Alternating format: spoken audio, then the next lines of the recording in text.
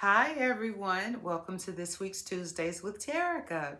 I am your host, Terica Talbert, and I am going to be sharing some thoughts on what to do in the wait. Stay tuned. I hope you enjoy it.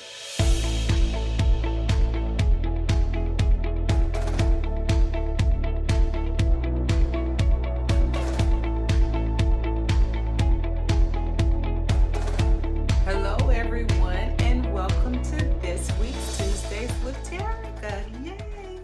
Hey, guys, I missed you last week. Um, just due to some things happening, some complications, we weren't able to do a new episode, but I wanted you to hear one of our former tapings just because I knew it would bless you. And I hope that it did just that. Okay, so let's get right into what I have on my heart for today. So I was thinking about some things that I'm going through and that I wanted to share with you. And so, as you all know, I'm in the process of making some decisions for my future, for my life, which, gosh, it's a lot of stuff. So, in being married, you kind of already have some things outlined for your future, what that's going to look like, what's going to happen in your older years, how you plan on living when you get to be a certain age, older than me, but a certain age nonetheless. Um, how you're going to provide for yourself. If something should happen and one of you gets sick, you kind of know that you have that balance where the other person is going to look out for the other one. Well, just stuff like that. So, because life happened, and, of course, I having to do some things on my own now. So now I'm having to think a little different. And that comes with a lot of decision making, with a lot of things that I thought I was prepared for and ready to make some individual choices for myself. But nonetheless, it's still something that takes some time to process and to get some information, gather information, and figure it out. Pray about it, figure it out.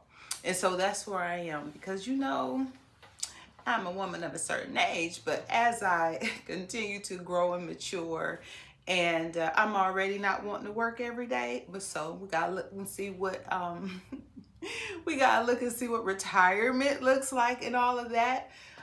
So I'm trying to make some decisions. I'm trying to put some things in place, trying to focus on having the best life that I can have according to the will of the Lord. And I am one that believes that there is no good thing that He will withhold from you if you're walking uprightly before Him. And that doesn't mean that you're perfect. It just means that you're trying, that you're putting Him first.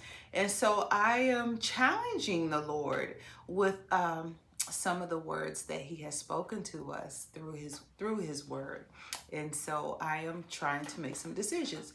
Okay, so one of the things is healthcare, so I'm in good health now, thank God. And, I'm able to do for myself. But what does that look like as I get older? Because I don't have children that I can threaten to take care of me. So I'm trying to put some things in place and in position so that I don't have to be a bother or worrisome to people who have their own things going on. So that's one thing that I'm trying to put in place. So I'm talking to some people, trying to see what does that look like. If I need health care as I get older, if I need somebody to come in a couple times a week, what does that look like?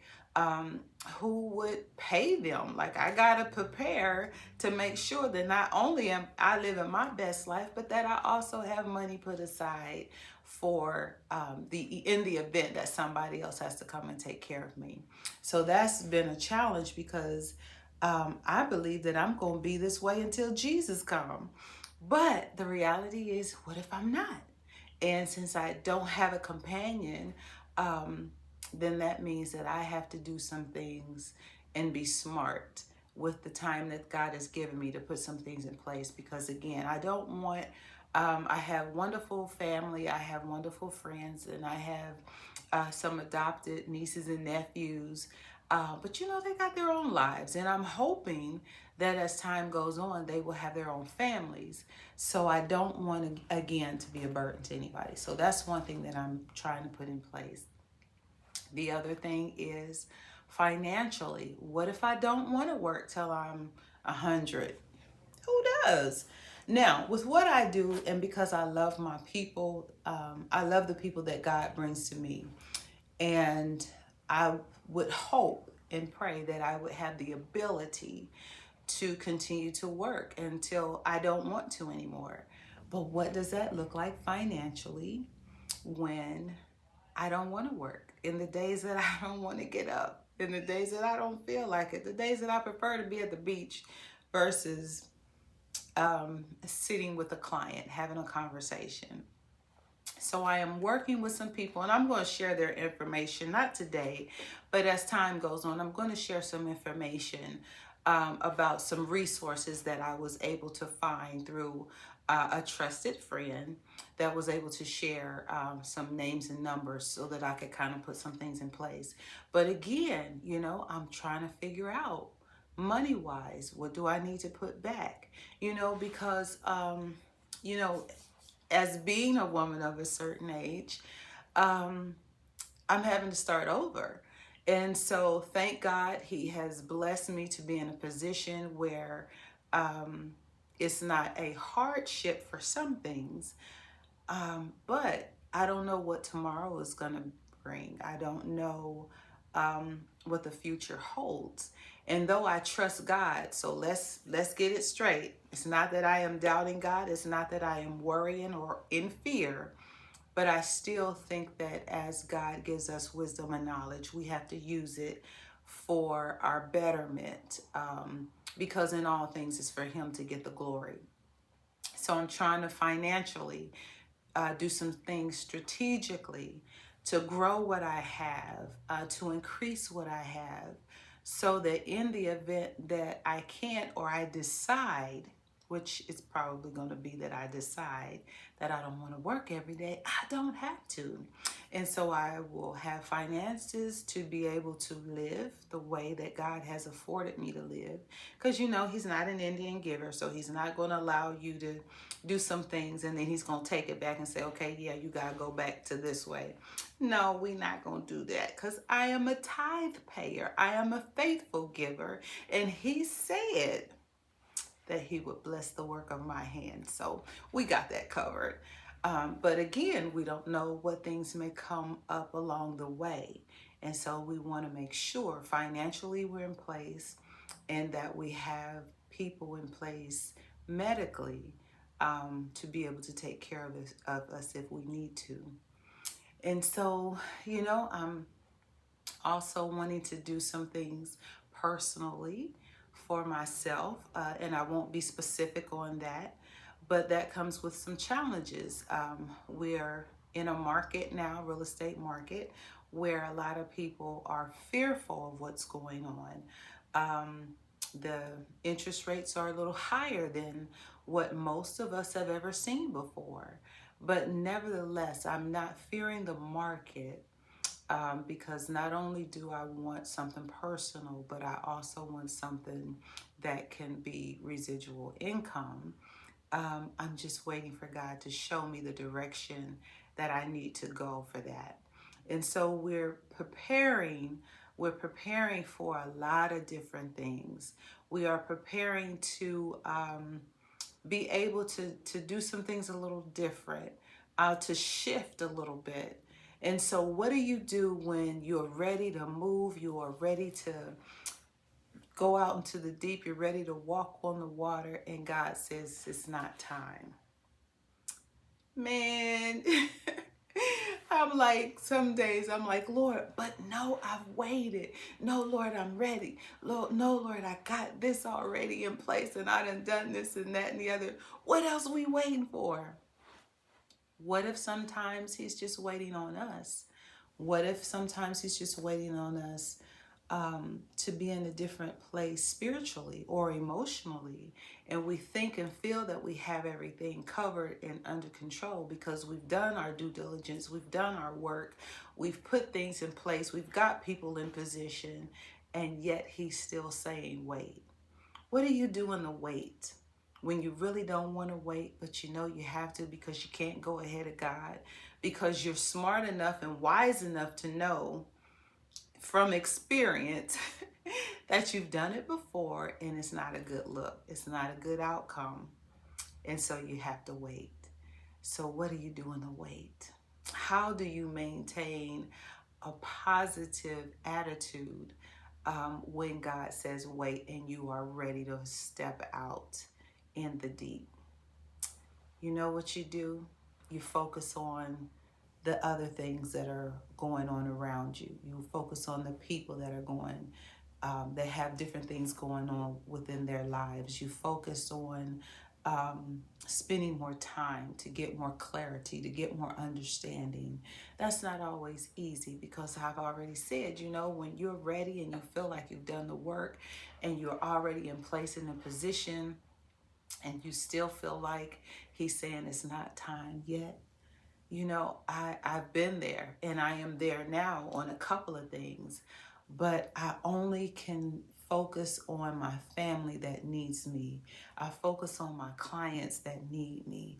I focus on my church family and my pastor, the different things that are going on within ministry that may need a little bit more of attention, that if I really was able to jump out in the deep, I wouldn't be focused on because it would be all about me, right? So what do when you focusing on everybody else and yet you really want it to be your time? You know, you've applauded everybody. You have praised and uplifted everybody. You have been there to shield and protect and encourage and edify everybody seemingly. But yet God still says, wait. The only thing you can do is wait. But you got to do it with the right heart. You got to do it with the right spirit.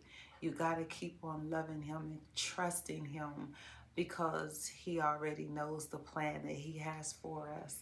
And you know, I am excited about that, but that doesn't mean that the wait is not easy. It doesn't mean that some days I'm not saying, well, what about me?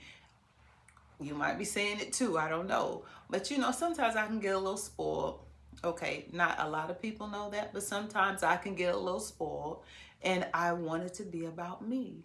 But I trust God, and I trust God in the sense that even if it's not time today, even if it's not my time tomorrow, I know that the best is yet to come. I know that the best is yet to come because I serve the true and living God. I know that the best is yet to come because he said he'd never leave me nor forsake me. I trust God. I trust him because I know that the little that I think is so great, he's got a whole nother something else in mind for me. And that is what keeps me going, is because I remind myself that he's never failed me and that he loves me more than I can even imagine. And I trust that. So what do you do when it's your time to wait? When you are ready to move forward and yet God says, stand still. Keep moving. Keep working, keep loving, keep helping, keep interceding, keep doing what you're doing so that when it is your time, you can really, really receive the best that God has in store for you. So, what do you do in the wait? You wait.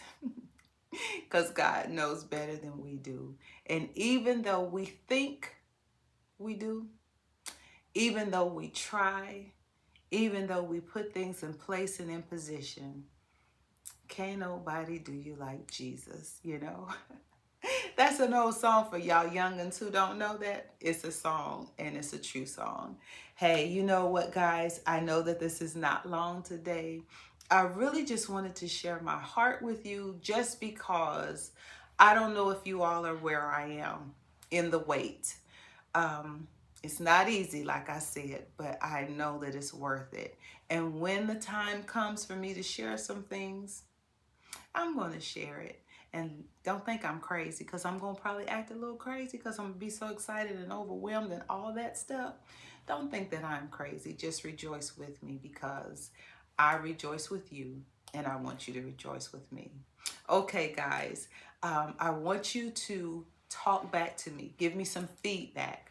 I need to know what we need to talk about. We are preparing for next year. I've got a few things going on that I am preparing for us to have as shows before the end of this year.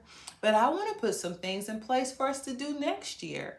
I've got some ideas, but if any of you do, please share them with me. Click the like button, share what we're saying, what we're doing. It's all about Jesus. It's all about giving him glory and honor, even in my work. I am Terica Talbert. I have sponsored this episode, and I couldn't do it without each of you. So do me a favor, like, share, subscribe. Send me something in my inbox so that we can talk, okay, and have a great discussion. Until next week, I hope you guys have a good one. Enjoy your day.